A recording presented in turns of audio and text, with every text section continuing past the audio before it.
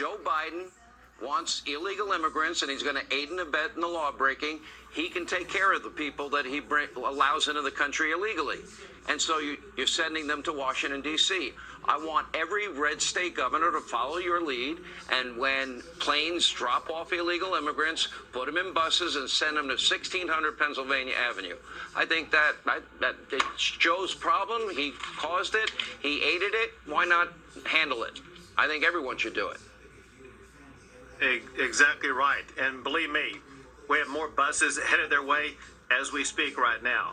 But, Sean, this just shows the hypocrisy of these liberal leaders up in the Northeast who think, well, that border crisis created by Joe Biden, that's fine as long as it's Texas that has to deal with it. But as soon as they have to deal with the real consequences of Biden's border-caused crisis, they're up in arms, calling for the National Guard, as you point out, dealing with just a tiny fraction of what we have to deal with every single day.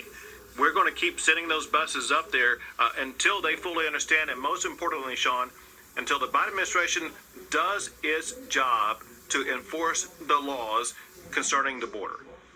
Right, so you got their attention, and I hope that everybody follows suit, because honestly, you've been dealing with this in massive record numbers every single month, and it literally has overwhelmed your state. And at this point, if Joe Biden continues not to enforce the laws of the land, I don't think you really have any choice, because I don't think the state of Texas ought to bear the brunt of his bad policies. And I think that was the right move. Now, are you getting more and more buses? Are you going to send more and more people?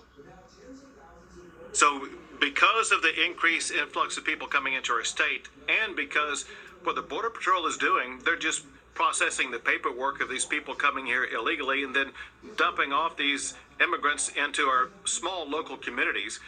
We are helping out these small local communities by sending even more buses to these communities and putting these new migrants on the buses and sending them to Washington, D.C., and we're looking at other cities to send them to. Well, New York sounds like a good one. I try and stay as far away from the city. I get in a car, I go in a building, I get back in a car, and I go home. That's it. Governor, great job as always, and we're going to follow this really closely.